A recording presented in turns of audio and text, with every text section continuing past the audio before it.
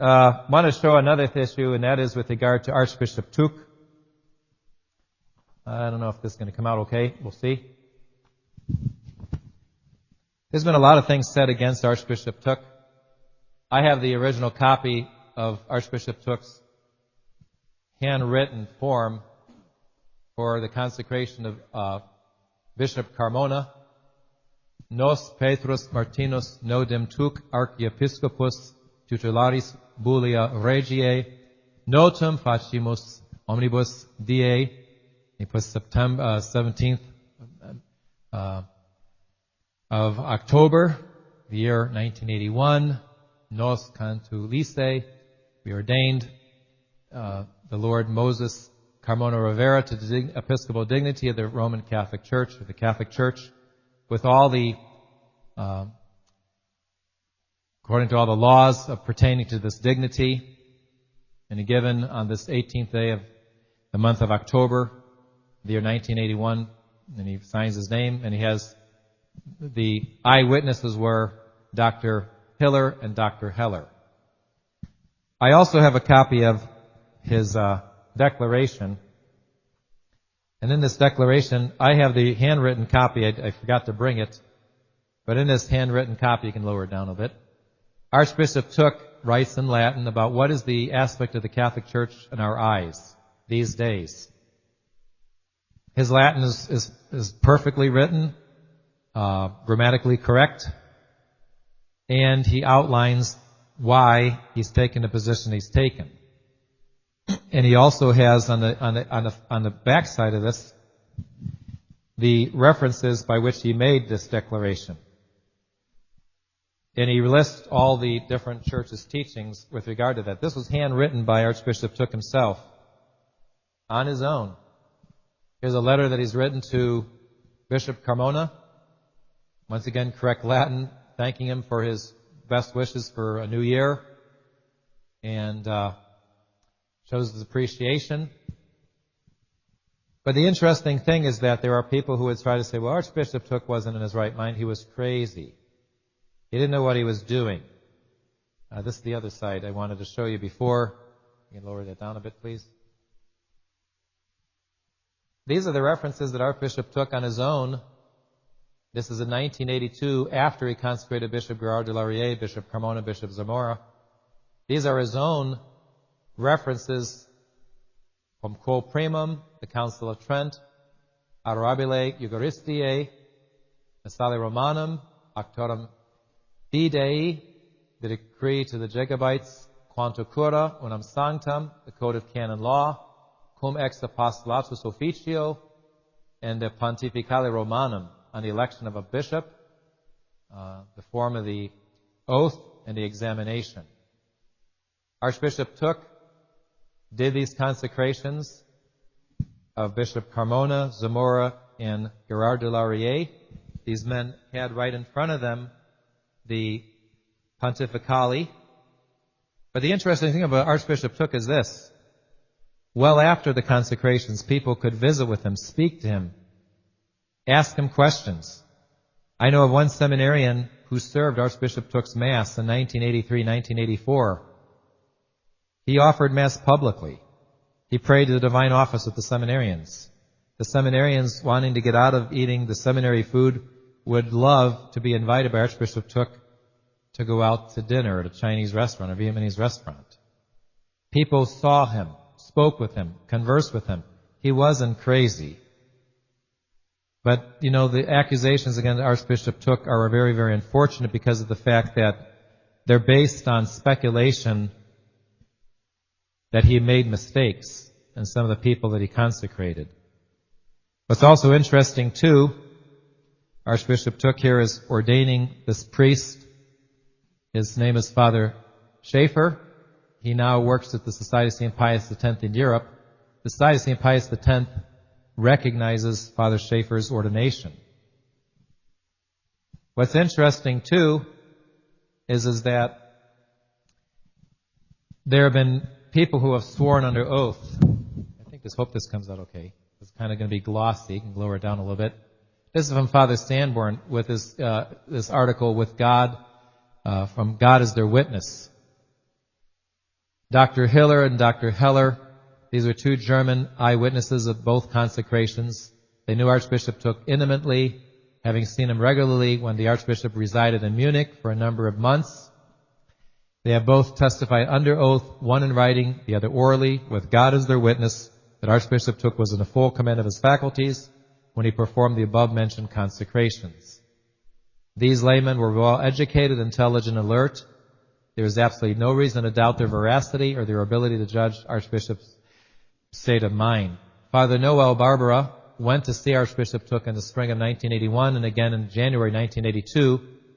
Thus he saw him both before and after the consecrations. Father Noel Barbara has sworn in writing, with God as his witness, that both times he found Archbishop Thuc to be in the full use of his mental faculties, that he answered the questions put to him about the consecrations clearly. Father Barbara also wrote immediately after the January visit notes concerning his conversation with Archbishop Thuc. These notes reflect the clear mind of Archbishop Thuc as he answered questions with clarity and distinct memory. There's another priest. This priest was also well respected. This Father Gustave, well respected traditional priest in France.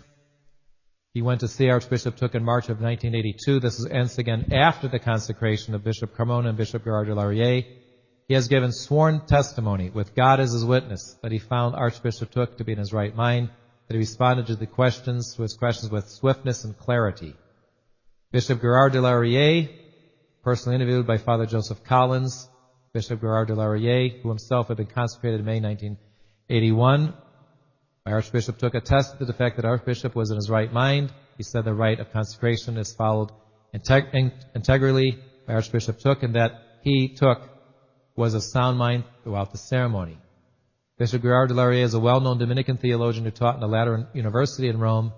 He advised Pius XII on the definition of the dogma of the Assumption, 1950. And this Father Philippe Goupin, traditional priest who says the Mass for a large group in Nantes, France, ordained by Archbishop Lefebvre in 1977, was asked to lead the fraternity of St. Pius X in 1980 because he refused to recognize John Paul II as a pope. He knew Archbishop Thuc at Icone, and in prolonged conversation with him, he told me personally that Archbishop Thuc was in his right mind. A couple of other things besides the seminarian that I talked to who served his Mass well after the consecrations. There's another story of Archbishop Thuc being in Louisiana and being from Vietnam. He spoke French. In Louisiana, there's Cajuns.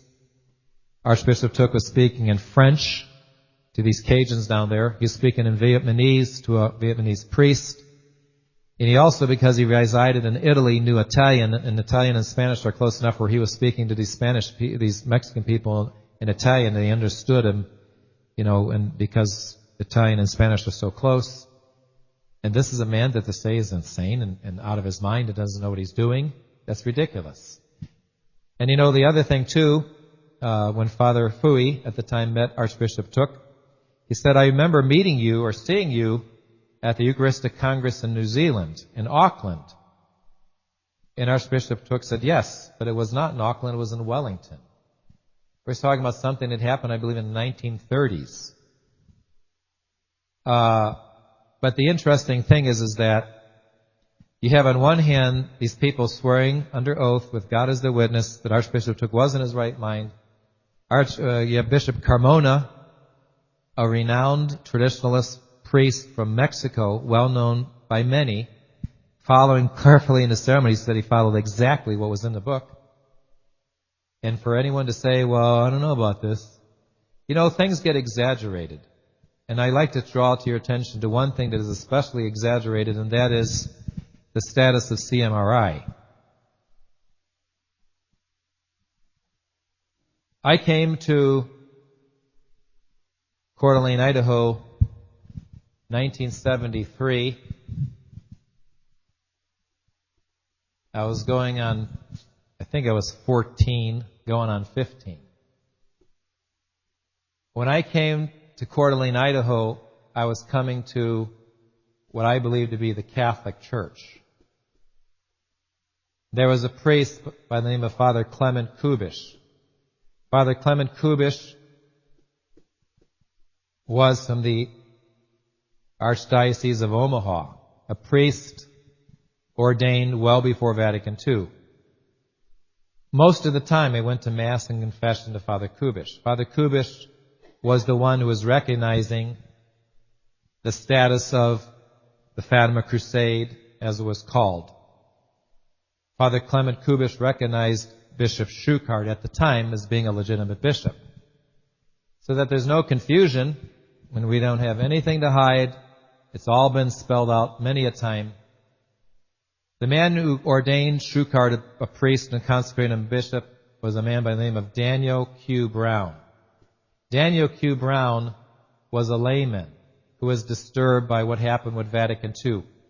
He incorrectly, erroneously, and falsely went to an old Catholic bishop to get ordained a priest and consecrated a bishop. But as he states in letters, makes it very clear he never ever intended to become a schismatic.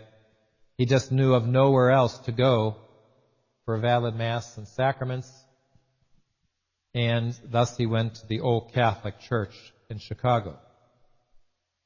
And prior to his ordaining Schuchart and consecrating him, Daniel Q. Brown did whatever he could to rectify the situation by going to confession to a priest. Would that be enough to rectify him? No, not to make him a Catholic bishop. He'd go to a priest and get absolved from his sins because he did something wrong. He went outside the church to get ordained and consecrated. And the issue about the old Catholics, as Father Schuchart has pointed out, there's not very much theology and preparation within the old Catholic movement. Of all the different branches, and there are multitudes of branches of the old Catholics, some of these men will get ordained at the drop of a hat. But there's so many different branches that you wonder if these men know their sacramental theology enough to know what constitutes matter and form and how to adequately or properly administer the sacraments. And so thus it was that Schuchart was ordained and consecrated by Brown. Schuchart's intention was not to be Old Catholic, albeit the lineage did come from Old Catholic lines. But none of the people that came to Coeur d'Alene, Idaho, or Spokane later on, intended to be anything but a part of the Catholic Church. Father Clement Kubish, like I said, here's a man who is definitely a Roman Catholic, and he believed under the circumstances that what happened with regard to Schuchart was rectified and sufficient. And just like there is a thing called a material sin, with regard to a material sin, if you eat meat today, which is Friday, and you forgot it was Friday, it would be no sin at all. Materially, you broke the law, but formally there was no intention, so there's no sin. And that's the same thing with regard to incurring an excommunication or a penalty of the church. I don't believe that the people that went to Mount St. Michael's, or Coeur d'Alene, Idaho at the time, there was no intention of being Old Catholic or schismatic, none, zero, nada. They wanted to be Catholic. And when did this community start? In 1967.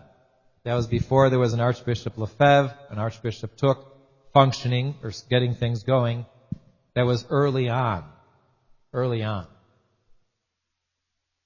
Bishop Gerard de Laurier, like I say, he's taught at the Lateran University in Rome. He worked with Pope Pius XII, assisted on the dogma of the Assumption, gave advice to Pius XII. He was of the opinion that, especially under the circumstances with all the confusion of Vatican II and everything that happened, if somebody in good faith went to an old Catholic for orders or whatever, he would not consider them as being irregular, like it would be in ordinary times, because of the circumstances, situations. Now, bottom line is this. None of the CMRI priests traced their orders to Schuchart. None.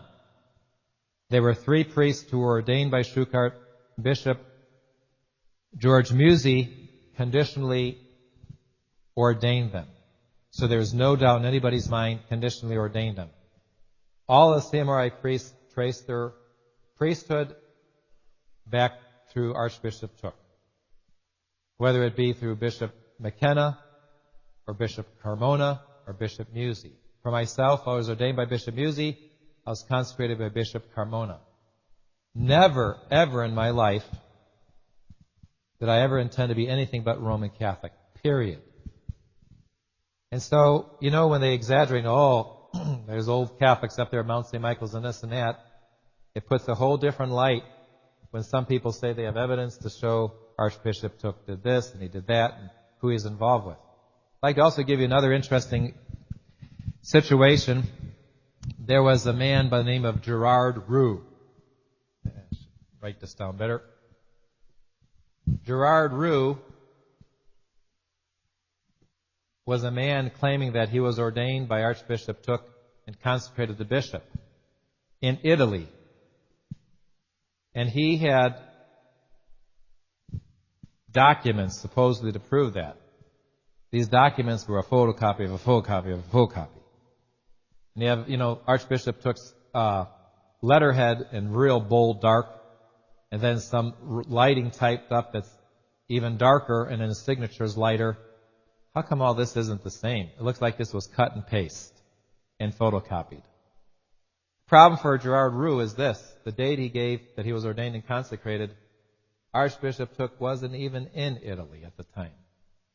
Archbishop Thuc was in Germany, and the people in Munich knew that as a public fact. So there's a lot of things that get circulated about this and that, etc., exaggerated, twisted, and bent out of shape and whatever.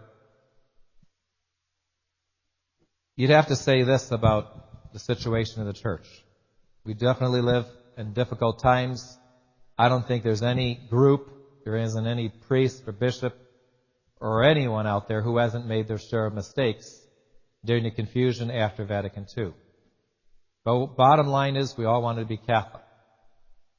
And unfortunately, there are some small group, most Vatican II church acknowledges the validity of the consecrations. The Society of St. Pius X recognizes it. Most everybody recognizes it, but there's a small group that doesn't. And one other interesting thing is that none other than Joseph Cardinal Ratzinger acknowledged that Archbishop Thuc was in his right mind. This is from the Congregation of the Doctrine of Faith, February 1st, 1983. And he's telling Archbishop Thuc that you're excommunicated for consecrating bishops and declaring that the see is vacant. This declaration that Archbishop Thuc had made with regard to the vacancy, him declaring it vacant, had gotten circulated because it was written not only in Latin but also in German, in Spanish, and French, etc. And so he declares right here, I judge, judico, sedem ecclesiae catholica Romae vacantem esse. I declare that the seat of the Roman Catholic Church is vacant. This was in February of 82. No doubt it took a little bit of time for Rome to get a hold of it. When they got a hold of it, Archbishop Thuc was told you're excommunicated. Now, if they thought Archbishop Thuc was crazy, you don't excommunicate a crazy person. You just say he's crazy. You don't, if somebody's crazy, you don't put him on trial. You don't go on a witness stand and start interrogating him. He's crazy. He's nuts. But the very fact is, they knew that. One other thing about Archbishop Thuc I'd like to throw out to you is this. He disappeared. There was a group of Vietnamese people that went to see him when he was in Rochester, New York. They said, I want to take him out for dinner. He never came back. Interestingly, he was brought to Carthage, Missouri, and that's where he died. There's a Vietnamese settlement there. They waited till after he died. Then several months after he died, they said, well, Archbishop Thuc had a change of mind, and he told all the bishops he's consecrated and all the priests he's ordained, go back to the modern church. I find it very interesting that in this day of video cameras and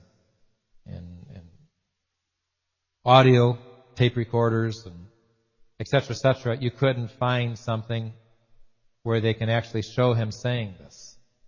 I mean, that stood against everything that he he, in his last years, stood for. He was a traditional Catholic bishop trying to preserve the true faith. And to say after he's dead, and he can't defend himself, well, he told you to go back to the church. The interesting thing is, none of these modernists would dare try to say, well, he said he was crazy and he didn't intend to consecrate and blah, blah, blah. Never said any of those things. They wouldn't even try to do that because that wouldn't be gullible or swallowable. That wouldn't be acceptable. The people would know that that's just absolute fraud.